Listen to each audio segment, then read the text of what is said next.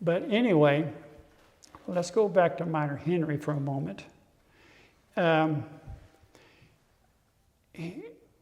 In being stern, my father told me one time that he didn't really give the boys any money, and they got a job.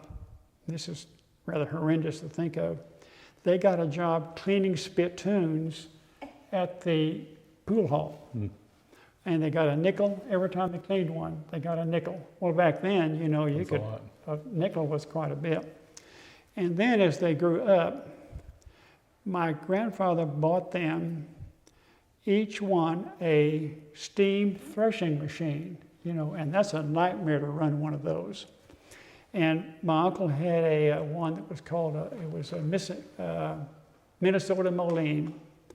And my dad's steam threshing machine was J.I. Case.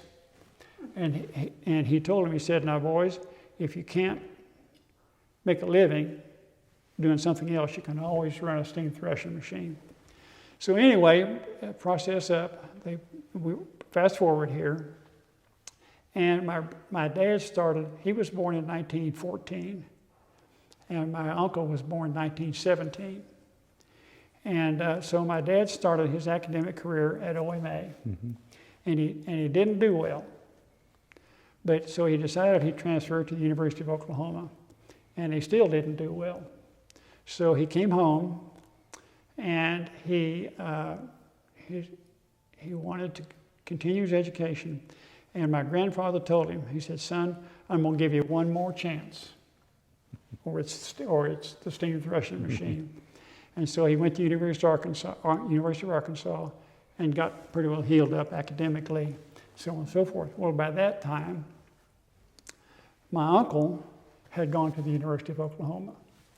Well, he got down there and didn't do well academically and called my dad in Fayetteville and said, I'm not doing well.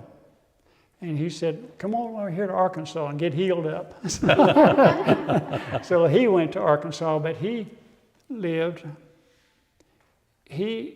not go to medical school. He went to the law. Okay. Now, the funny story about that, there was a boarding house. They didn't have dormitories then, they had boarding houses. And so my brother, my dad and his brother lived in the same boarding house, the Ida Gregg house. Well, there was another guy from Claremore that lived there with them, and he was going to law school. Bill Brainerd. Oh my! Oh wow! Yeah. Brian Brainerd's dad. Brian Brainerd's dad, and he had skinny legs, and so they called him Bird Legs Brainerd. Yeah, we lived with Bird Legs Brainerd. You know, when she was inducted to the Hall of Fame, I said, Cy Roberts asked me what it was like living with Doc and Liz. I said it's like living with two roosters in the same barnyard. So it was a lot of fun at my house sometimes.